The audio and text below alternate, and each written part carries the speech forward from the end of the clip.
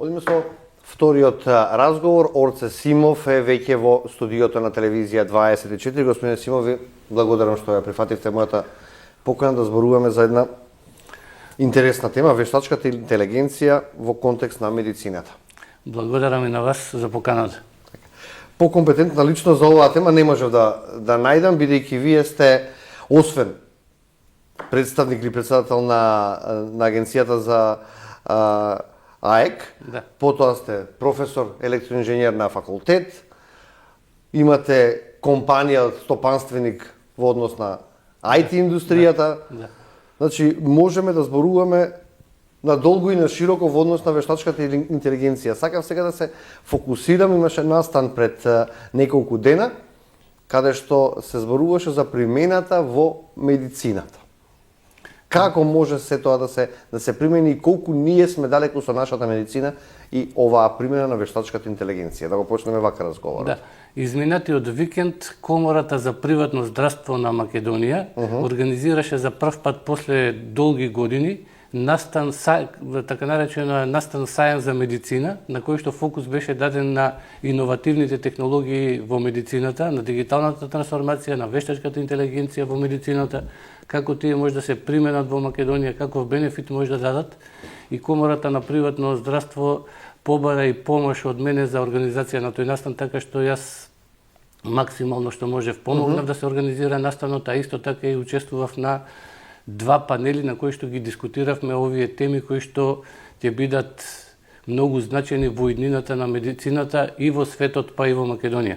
Инаку, вештачката интелигенција и дигиталната трансформација во целата економија и особено во здравството може да дадат голем придонес, може да ја подобрат ефикасноста на работење на медицинските работници, да дадат увиди кои што без вештачка интелигенција и без дигитална трансформација, без податоци во дигитална форма не се можни. Така што нивната примена во иднина ќе биде се поголема и поголема и сето тоа ќе биде на задоволство на самите пациенти, односно на подобра здравствена заштита на самите пациенти. Ако во приватната медицина, приватните болници е речиси изводливо, што правиме со државното здравство? Колку тоа е далеко од ваква дигитална трансформација?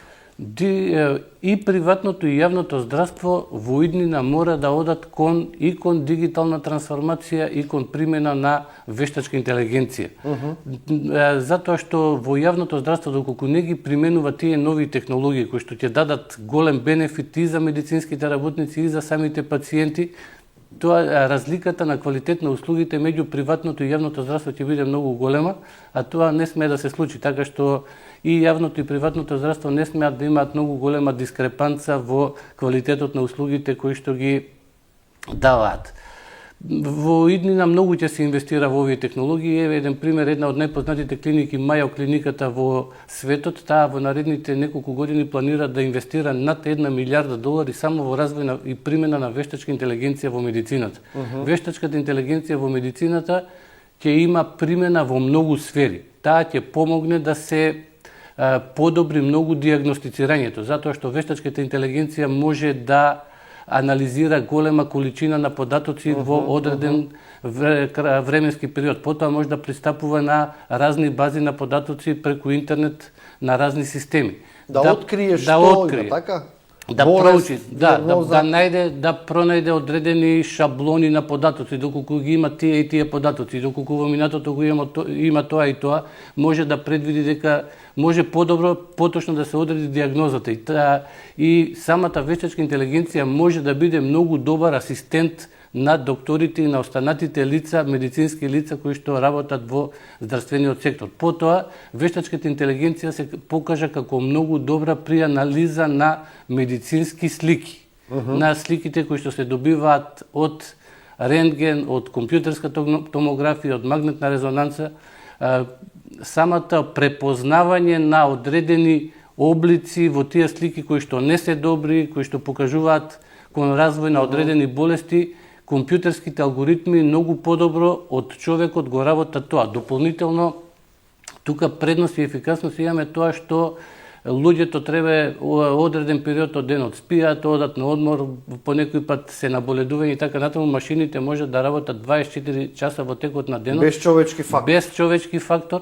Значи, од голема е примената и голема ефикасност и голем е бенефитот од анализата на медицинските слики. Од апаратите медицински кои што ги прават тие слики, треба да се зачувуваат истите во дигитална форма, да се сместуваат во некакви бази на податоци и потоа софтверски алгоритми базирани на вештачка интелигенција можат многу добре да ги анализираат и да го забележат тоа, дури човек, лекар искусен што не може да го забележи и да укажат на појава на одредени несакани медицински состојби.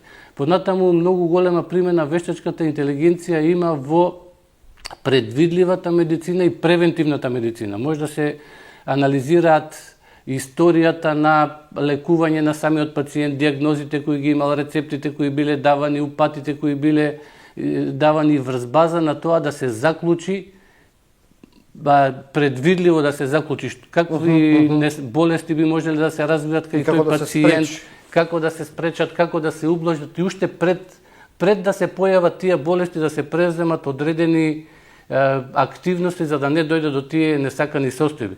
Во Македонија... Може ли да ве прекинам секунда, кај ми кажете, може ли 100% да го замени докторот? Во блиска и во средна иднина би рекол дека вештачката интелигенција нема 100% да го замени докторот, таа ќе биде асистент, односно помошник на лекарот и на останатиот медицински персонал. Ќе му помога, ќе му даде одредени увиди кои што сабиот не би имал време да ги направи.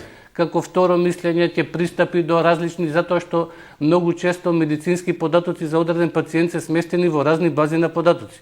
Лекарот нема време да пристапи до сите тие бази на податоци. Понатаму може да има некои нови сознанија за одредени болести, за одредени диагнози. Вештачката интелигенција може да пристапи преку интернет до такви медицински бази на податоци, да го извлече тоа што е потребно, да му даде нов увид, нов поглед на работите на лекарот и во блиска иднина и во средна иднина тоа ќе биде помошник кој што ќе даде значителен придонес во работа на медицинскиот персонал. На некој начин ќе го ублажи недостигот на медицински лица и тоа што се повеќе заминуваат од Македонија и во светот има недостиг на лица. Според некои истражувања до 2030 година во светот има недостиг на 18 милиони здравствени работници, од кои што најмалку 5 милиони ќе бидат лекари.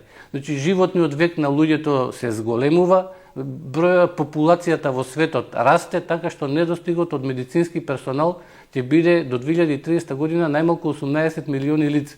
И одредена ефикасност, подобрување на административното работење, пишување на извештаи, да лекарот потоа или медицинското лице треба само да ги прегледа дали се во ред во тие извештаи, потоа говорно диктирање на пишување на извештајот може да заштеди дури до 67% од времето на лекарот. Наместо лекарот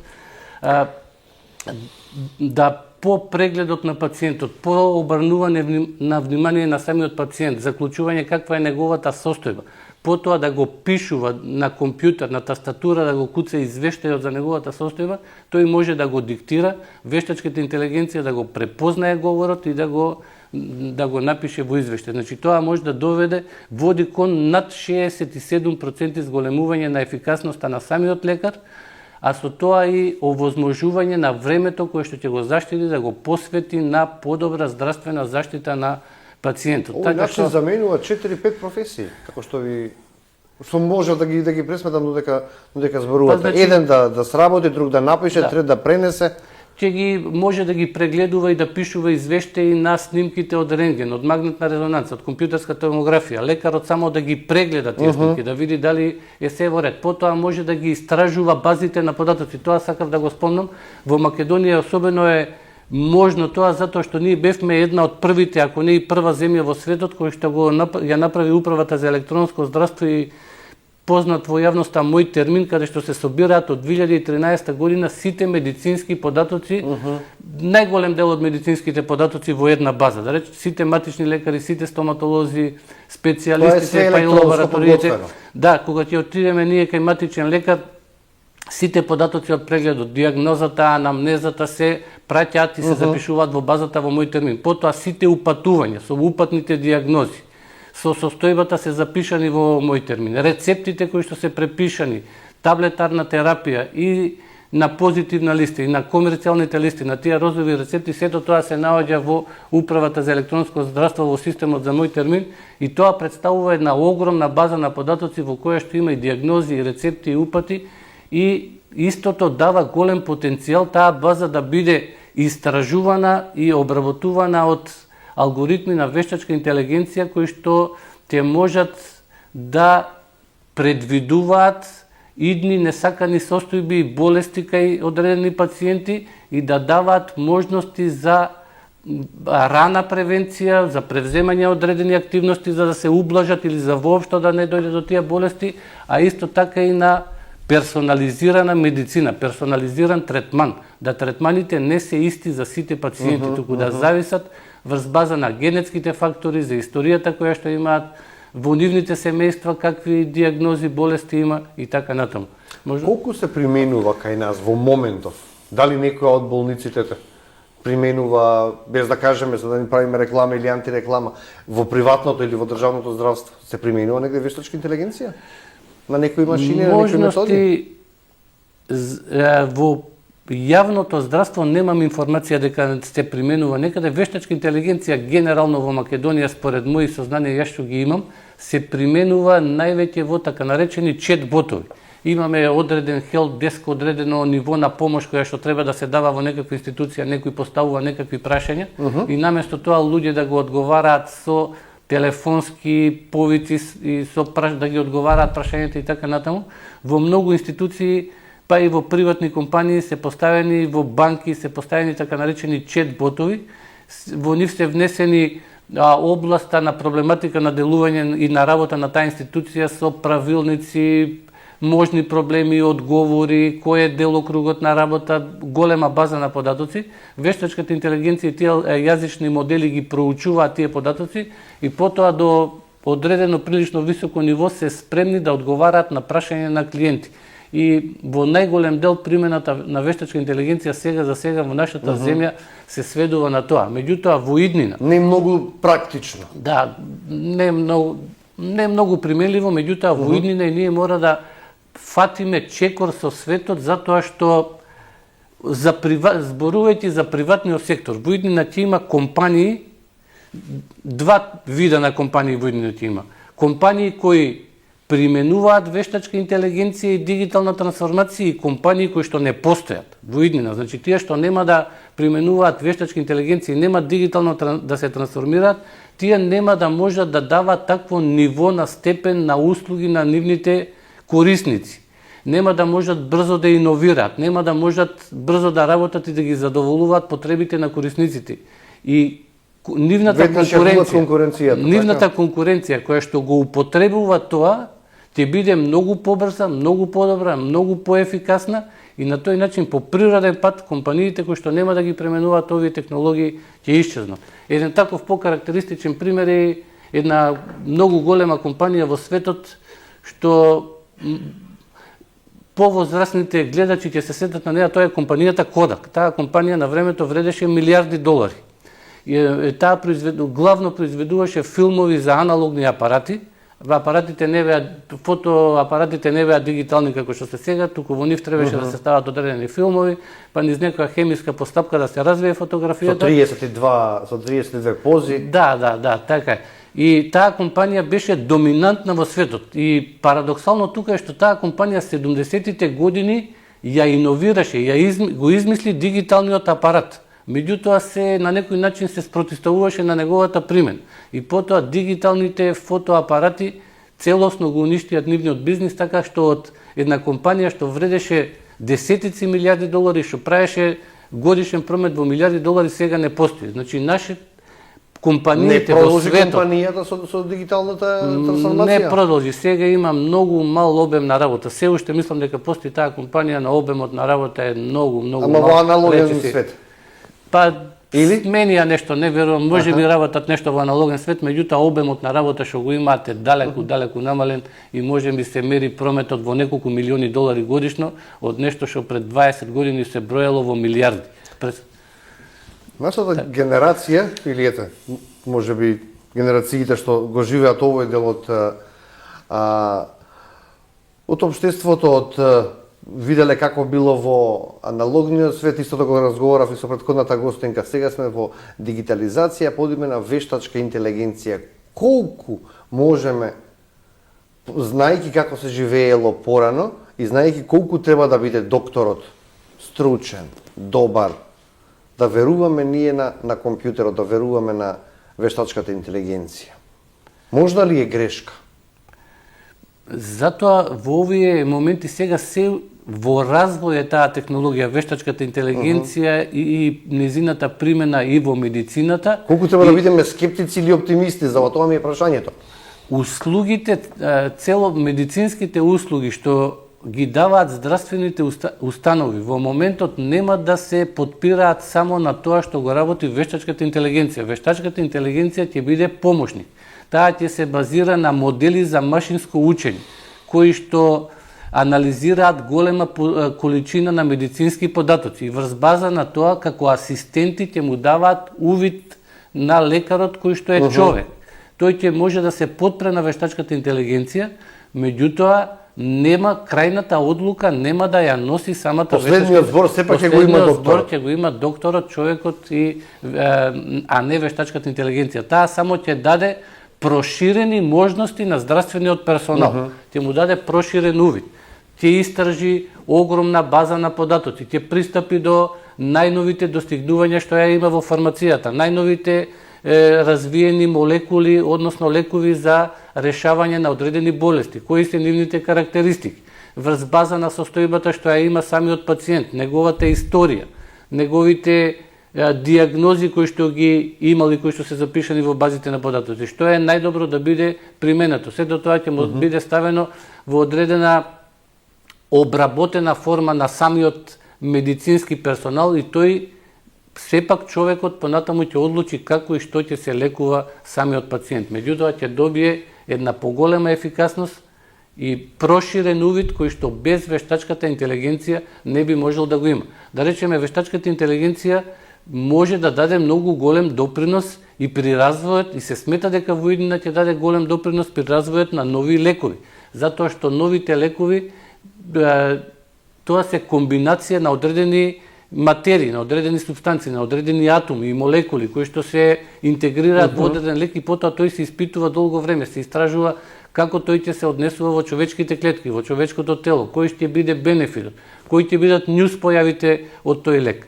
Вештачката интелигенција и алгоритми во таа насока можат да генерираат голем број на комбинации од молекули, субстанции и материјали, милиарди комбинации можат да генерираат и истите да ги симулираат, да предвидуваат како тие би се однесувале, што ќе направат, какво дејство ќе имаат врз база на пациентот во при лекување на одредена болест, кои би били њуспојавите и да ги филтрираат најдобрите можни комбинации понатаму за истражување, за градење и за примена кај одредени пациенти. Така што и во делот на подобрување на фармацијата, вештачката интелигенција ќе даде свој голем придонес. Понатаму, да речеме, може сега веќе постојат такви уреди кои што се носат на човечкото тело, дали во некоја форма на прстен или некаков друг вид на сензор, кои што тие можат да мерат разни витални параметри. ЕКГ на откуцај на срцето, потоа притисокот, температурата, други параметри. Тие податоци да ги праќаат преку одредена технологија, да речеме Bluetooth до мобилен телефон, па тој да ги праќа до некаков центар за обработка на информации, тамо да се забележи дали лицето се наоѓа во одредена, дали неговиот кардиограм на срцето е во некоја прединфарктна состојба или во некоја друга состојба, па тоа пред време да се алармира, да бидат забележани, обработувани тие податоци. Така да и здравствениот мониторинг на виталните параметри на човечкото тело ќе биде една од областите во иднина која што ќе биде овозможена од вештачката интелигенција и ќе даде придонес во зачувување на човечки животи и за зголемување на животниот век на самиот човек. Ово е интересно што го кажате со одредени предмети што би ги носели да можат да одредат. Дали на сајмот, на конференцијата се спомна и за рано откривање или превенција од од ракот, од карциномот? Да. Анализата на медицинските слики добиени од медицинските апарати, кои што многу добро, па и подобро од самите луѓе лекари ја прават веќе машините, тие можат да забележат и на одредени слики појави на канцер кои што човекот не го забележал. Има и има многу такви примери низ светот, каде што одредено лице во одреден временски период правило некаква магнетна резонанција или компјутерска томографија и на неа не се забележувало ништо посебно значајно и луѓето лекари дале извештај дека тие снимки се бореки сака така. Меѓутоа после една година или после одреден временски период на нови снимки кои што ги направило истото лице се појавува некаква лезија или некаква состојба која што укажува на карцином. А ова доколку било со вештачката интелигенција? Доколку и сега имаше такви истражувања кај што тие стари слики на кои што луѓето лекари не дале забелешка дека таму има појава на одреден тумор, биле ставени на анализа на вештачка интелигенција и тој ја детектирал дека има одредена во мала форма одредена точка кај што се забележува тој тумор уште на старите претходни слики кај што самиот човек не можел да ги забележи. Понатаму најверојатно вештачката интелигенција ќе даде голем придонес и во анализата на човечкиот геном, податоците за тоа како функционира човечкиото тело, како е изградено човечкото тело, клетките како функционираат се дадени во ДНК молекулите. Информациите во тие ДНК молекули се запишани преку 4 бази: аденин, гванин, тимин и цитозин. Тие 4 бази формираат шифри од по 3 бази. 3 бази одредуваат одреден код и врз база на тие анализи може вештачката интелигенција, бидејќи таа може да анализира огромни количини на податоци и да забележи одредени шаблони, појава на одредени шаблони, да пронајде такви шаблони кои што ќе укажуваат дека кај одредени лица според нивната генетска состојба, генетски код што го носат во нивните ДНК молекули, е можно да дојде во иднина до појава на карциноми, до појава на Алцхаймер, Паркинс и други видови на болести, страшни болести и со голема веројатност може да се тврди дека во иднина уште рано пред да се појават таквите состојби ќе се превземаат и може да се превземаат одредени активности за да целосно се спречат или па да се ублажат тие состојби кои што би се појавиле. Ако зборуваме за заштита на приватноста на пациентите со вештачката интелигенција, може работите да излезат од контрола? Тука треба многу да се внимава околу заштитата на податоците и тоа е поле кое што понатаму во иднина се повеќе ќе се развива, доколку вештачката интелигенција може да објави лични податоци, доколку дојде до тие лични податоци. Незините алгоритми може да ги обработат тие лични податоци и да ги и во некои случаи да ги објават таквите податоци. Така што кога се работи за идентитет, за лица, а особено со чувствителни медицинските податоци, здравствените податоци на лицата, многу треба да се внимава како истите тие податоци ќе бидат ставени на обработка на вештачката интелигенција. Да бидат вградени механизми, алгоритми, да не дојде до објавување на злоупотреба и објавување на податоци кои што ќе еднозначно ќе го одредат лицето за кои што се однесуваат тие податоци. Претходно спомнавме дека во Македонија има голема база на податоци, дека бевме една од првите земји што собра многу голема количина на податоци во мој термин и доколку ние во иднина ги обработуваме тие податоци со вештачка интелигенција за да можеме да заклучиме за одредени состојби кај одредени лица или да пронајдеме одредени шаблони што ги има таму. Да речеме, ако некој додека бил 25 или 30 години имал одредени состојби и тие состојби кај тие лица што ги имале покажуваат дека на 60 години они би ги имале тие и тие диагнози, тие податоци на обработка на вештачката интелигенција треба да ги дадеме без да има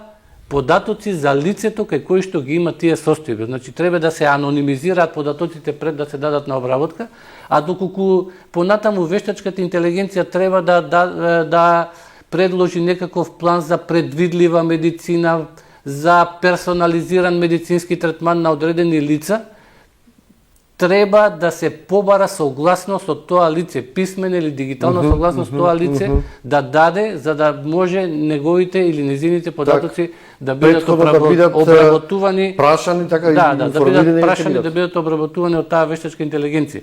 Инаку доколку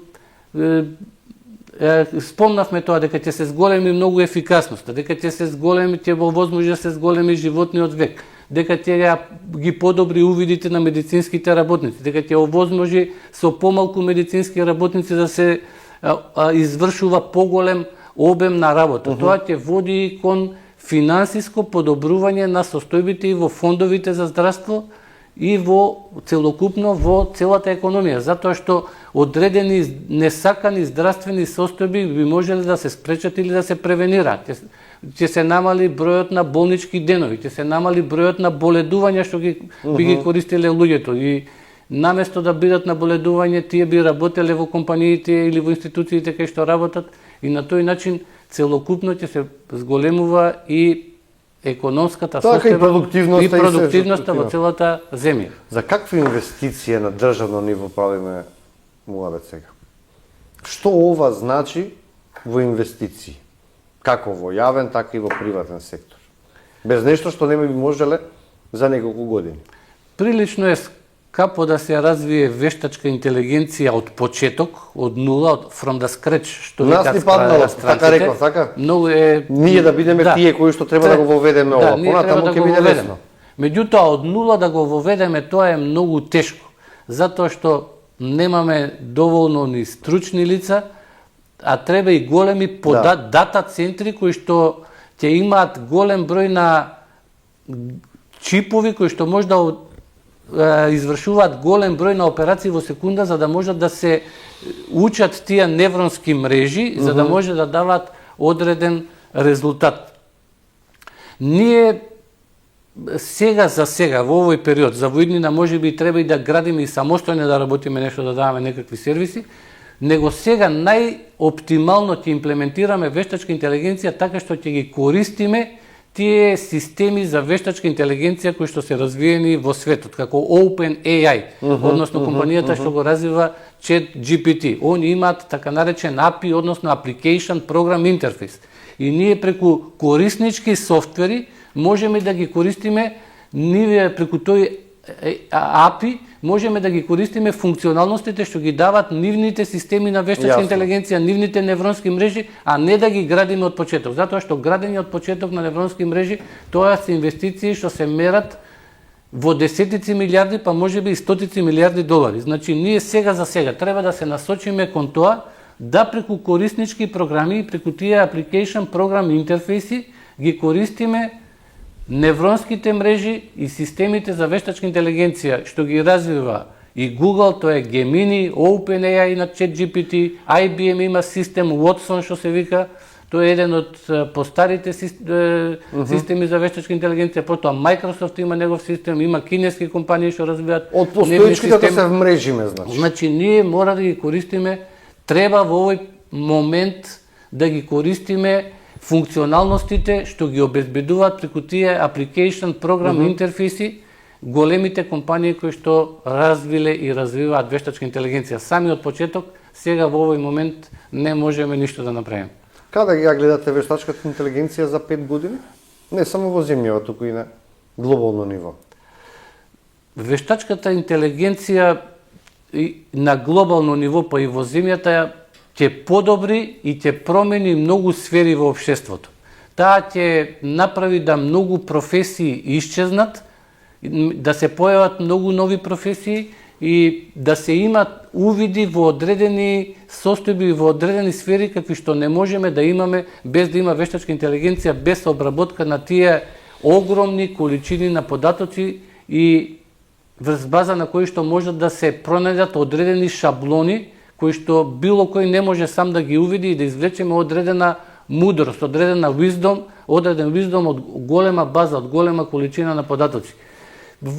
Сметам дека таа ќе биде помошник на човекот, кој што ќе асистент во многу сфери кои што ќе го олесни неговото работење. И тие на некој начин може да се каже дека вештачката интелигенција во исто време и ќе ги изголемува и ќе ги намалува разликите.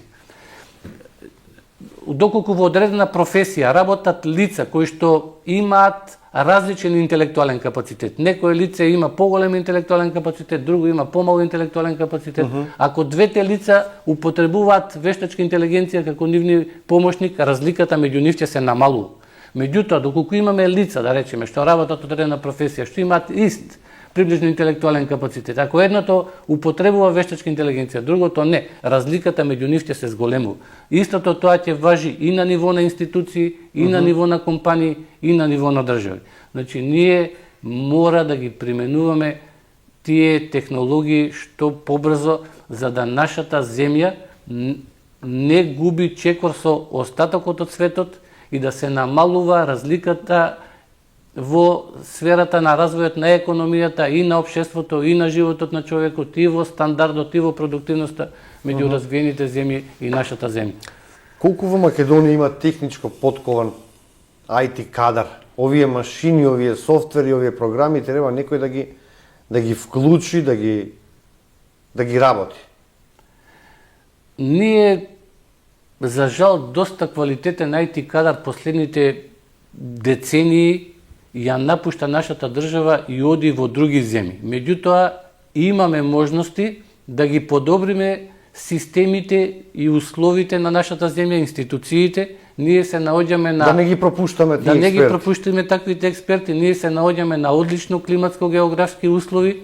Тука сме домаќини во оваа земја, имаме имот, куќи, станови, ниви, имаме роднини и пријатели и така натаму. И многу подобро е тука да се организираме да живееме, отколку да напуштиме и да отидеме во некои земји каде што се и полоши климатските услови и кај што таму ќе бидеме странци. Кај што ќе бидеме странци. Значи треба да направиме се што можеме да направиме тука да ги подобриме условите. А за една од работите што треба е да го спречиме одливот на интелектуална сила, односно да го спречиме brain drainот, да ги оставиме мозоците да живеат тука и тие со нивните размислувања, со нивните креации ќе ги подобруваат состојбите. Во овој момент мислам дека немаме ниту финансиски капацитети, ниту интелектуално доволно капацитет од нула да правиме вештачки системи за вештачка интелигенција, да ги правиме сите тие комплексни архитектури од хардвер, од градење на самите модели кои што ќе можат да ги анализираат податоците и врз база на нив да даваат одредени резултати. Затоа што тоа бара и многу големи инвестиции, ние сега тоа што е оптимално да го направиме е нашите експерти што ги имаме тука да ги поттикнеме и во државниот сектор и во приватниот сектор да ги користат функционалностите кои што се отворени од компаниите кои што веќе имаат изградено системи за вештачка интелигенција кои што ги спомнав. Тие овозможуваат преку тие така наречени апликацијски програмски интерфејси да се користат нивните функционалности и ние не треба да размислуваме како тоа внатре е направено, како тоа функционира, туку треба да размислуваме како да ги користиме тие функционалности и да правиме апликации и системи што ќе дадат дополнителна вредност. И тоа овозможува и тие системи да ги продаваме понатаму, да ги нудиме низ целиот свет. Како производ. Како производ. Тоа е да речеме како ние кога го возиме возилото, ние го гледаме интерфејсот со кој што го управуваме возилото. Тоа е воланот, кумплукот, кочницата, гасте и менувачот. И ние кога го возиме возилото, ние размислуваме како да тој интерфејс да го користиме, да го свртиме, да го управуваме. Не размислуваме како тоа внатре е направено. Така и во овој момент ние не треба многу да размислуваме околу тоа да ги направиме сами тие системи, затоа што, како што реков, тоа се и големи финансиски издатоци и многу експертски персонал кој што во моментот го немаме. Ние треба да размислуваме како да ги користиме тие функционалности за одредена финансиска надокнада кои што они го овозможуваат. Пред неколку дена министерот за дигитална трансформација ми беше гостин и потврди дека повеќе инвестиции има приватниот сектор во областа на дигитализацијата, отколку што тоа го направила државата. Колку ќе биде проблем државата да се дигитализира според вас? Државните институции се уште има неповрзани институции. Тие мора дигитално да се трансформираат. Ја во многу интервјуа и во електронски и во печатени медиуми имам зборувано на таа тема. Во државните институции нема доволно IT кадар. И една од најтешките работи во владата е на Министерството за дигитална трансформација, затоа што тоа министерство се формираше со оваа влада, самото не постоеше, самото себе треба да се формира и дополнително тоа треба да ги дигитално да ги трансформира сите државни институции. Значи прилично тешка задача, треба да се најде модел како да се направи таа дигитална трансформација.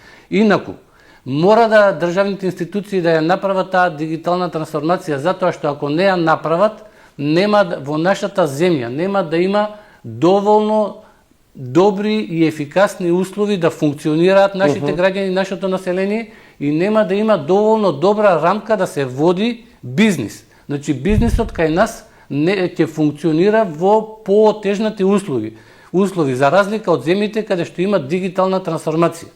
Да речеме со други аналогни зборови да го кажеме, ако кај нас некој човек треба да трча на 100 метри со 10 килограми тегови да носи на него, а во друга соседна земја дигиталната трансформација е поголема и таа компанија, односно тој човек треба да трча без тегови, тој ќе биде многу по-конкурентен од нас. Значи мораме дигиталната трансформација, таа значи зголемување на ефикасност. Еве сите на пример ние сме свесни сега дека многу полесно е да се плати одреден налог и да се изврши трансфер на пари од канцеларија, да се стави токенот од банката, да се отвори веб апликација и да се пополни налогот и да се платат парите. Тоа може да се направи за максимум 1 минута.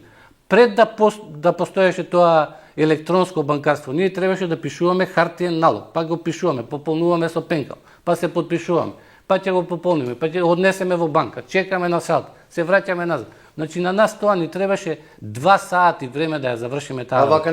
Ако погрешиме нешто во пишување со пенкало на налогот, треба да земеме нов налог, па да почнеме од почеток и така натаму.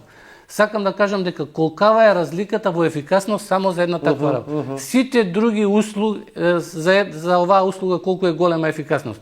Се друго што даваат државните институции, услуги и према граѓаните и према стопанството, мора да го дадат низ дигитална форма преку информациони системи. Тоа ќе овозможи големи бенефити. А како тоа да се направи? Тоа не е лесна задача, тоа е тешка задача. Јас сум зборувал на многу емисии. Прво, една оптимална варијанта кон која што може да се оди е тоа државата да направи свој државен дата центар, односно клауд. Ние сега имаме околу 1350 институции, можеби со локалната самоуправа тоа ќе биде на 1500.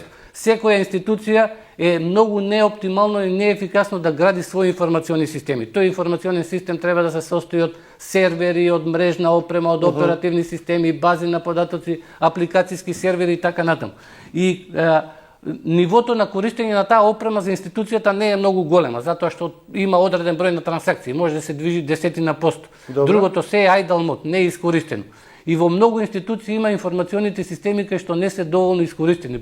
Дополнително, што нема доволно кадар да ги одржува тие информациони системи. Тоа е поголемиот проблем. Затоа оптимално е ние сето тоа да го ставиме во еден државен дата центар и тамо да се делат ресурсите меѓу различни институции. Еден сервер, еден хардвер, една мрежна опрема, една опрема за cyber security да ја делат, да ја шеруваат повеќе компании.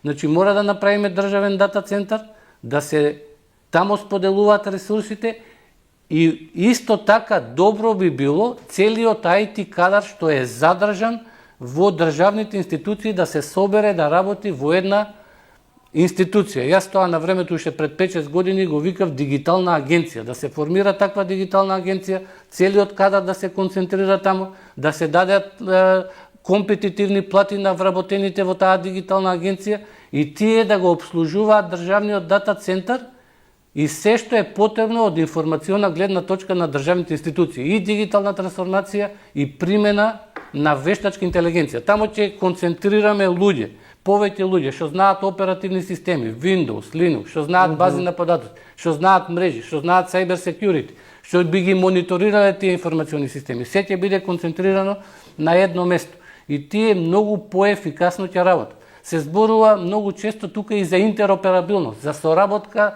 и односно размена на информации меѓу институции. Ако ние ги овозможиме институциите, нивните информациони системи да се хостираат во тој државен клауд, односно државен дата центар, и таа интероперабилност би била многу полесна, затоа што се ќе биде на едно место. Размената на информации би се одвивала многу брзо преку локална мрежа. Дали овие идеи, да ве прекинам за кратко, ги дадовте до главата?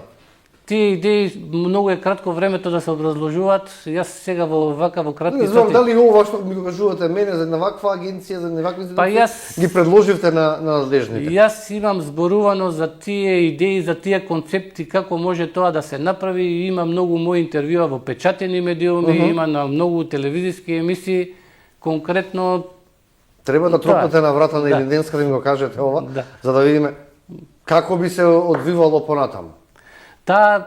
Во таа насока може да се оди, тоа ќе даде оптималност на користење на ресурсите. Ние располагаме со одредена количина на ресурси. Ние тие ресурси зборуваме и за финансиски ресурси, за човечки ресурси. Ако сакаме да постигнеме поголем резултат, мора да ги користиме пооптимално. Тоа е и за машините и во физиката, коефициент на полезно дејство. Ние во машините имаме коефициенти на полезно дејство. Тоа значи дека во одреден систем вложуваме одредена количина на енергија, а добиваме корисна работа толку и толку. Треба со истата енергија што ја вложуваме, односно со истите и човечки ресурси, и финансиски ресурси, да овозможиме да се добива поголем резултат. Максимално, односно поголема ефикасност. Повеќе од месец дена веќе, ако не и повеќе, кулата на водно функционира, така? Па, на кулата на водно се завршени во најголем дел сите работи што треба да се завршат. Видов ваша објава дека веќе функционира, дека таа е пуштена во промет, ако може така се каже? Не е дека е пуштена во промет, останува уште некои работи кои што во голем дел зависат од некои административни процедури, и последно што е останато, тоа е приклучување на кулата на мрежата од Евона. Значи, за тоа се потребни некои урбанистички планови од град Скопје, од Министерство за транспорт и така натаму. Се надеваме дека тоа многу брзо ќе се заврши, но во многу краток временски период. И понатаму останува, ние ги превземавме сите активности за приклучување кон Евона. Ги чекаме тие административни документи, понатаму останатата работа многу брзо ќе ја завршиме и кулата ќе може да се пристапи кон технички приеми, добивање на употребна дозвола.